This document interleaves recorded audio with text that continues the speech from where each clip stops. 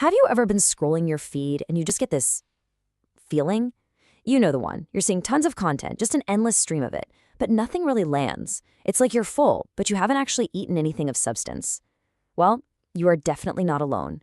And today, we're going to dig into exactly what that feeling is and where it comes from.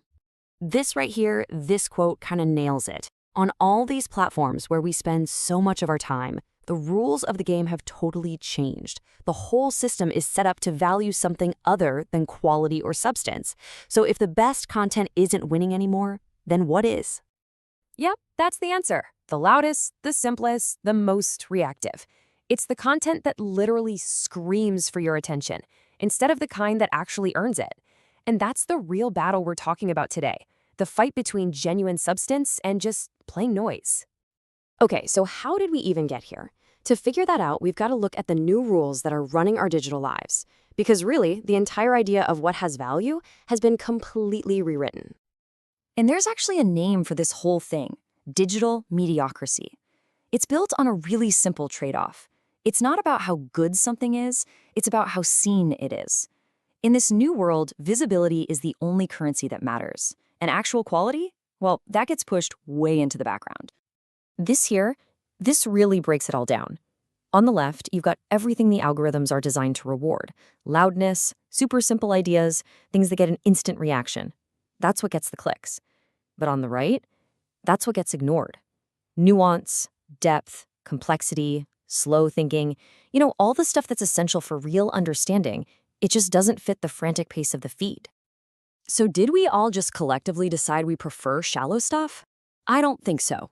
There's a very, very specific engine driving this whole machine. And this is absolutely crucial to understand. This whole situation is not a bug. It's not some weird, unforeseen side effect of the technology. No, it was built this way, completely on purpose. And there you have it. It's a business model. The entire system is designed to treat your attention like a product that can be bought and sold. The platforms aren't looking for quality content. They're looking for your time and your clicks because that's what they sell to advertisers. Your attention is the product. And if you look at it from a purely business perspective, mediocre content is just way more efficient. It's fast to make, which means the feed is never, ever empty.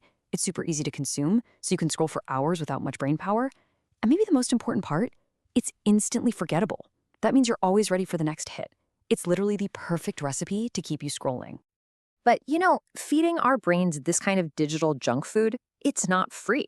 It comes with some very real and honestly very high costs. This is what we pay for with that endless scroll. When the loudest voices are the only ones we hear, we start to think they must be right. We confuse being visible with being truthful. Complex ideas get flattened into simple memes, and real debate, it just dissolves into a shouting match. Meanwhile, creators trying to make something deep and meaningful get totally burned out. And slowly, a culture obsessed with going fast and viral just chips away at our search for real meaning. Now, it is so easy to just blame the technology, to point the finger at the algorithms and the platforms, but what if there's something a little deeper going on here? What if this whole digital mediocrity isn't creating a brand new problem, but is actually just holding up a giant magnifying glass to anxieties that we already have? In a lot of ways, the platforms are just getting really, really good at giving us more of what we're already asking for, whether we know it or not. So what are these anxieties? Well, there's a real fear of complexity in a world that feels just overwhelming. There's a deep, deep hunger for belonging, which makes it so easy to fall into online tribes and echo chambers. And let's be honest, there's a real fatigue of thinking. Sometimes, after a long day, it just feels easier to be told what to think than to do the hard work ourselves. The mediocrity doesn't just feed on this, it thrives on it. Okay, so I know that all sounds a bit grim, but this isn't about being pessimistic. It's about understanding the system so we can consciously decide to do things differently. This last part is all about finding a way forward. So how do we break free? Look, it's not about deleting all your apps and moving into a cabin in the woods, though, hey, that does sound nice sometimes. It's really about making conscious choices. First, just slow down. Intentionally push back against the frantic rhythm of the feed. Second, actively choose quality. Go find the creators and thinkers who offer real depth. And third, value effort. Start to recognize and appreciate the things that take time and soul and hard work to create, because that's where the real value is hiding. And that's really the ultimate point here.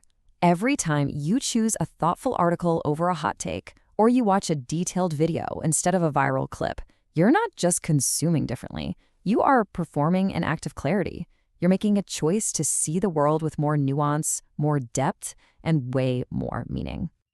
So I'll leave you with this question to chew on. It's a small, practical challenge. Instead of letting hundreds of fleeting thoughts just scroll past you, what is one single, meaningful idea that you will consciously choose to engage with, to really think about and to understand more deeply this week? Because that choice, that's where the change begins.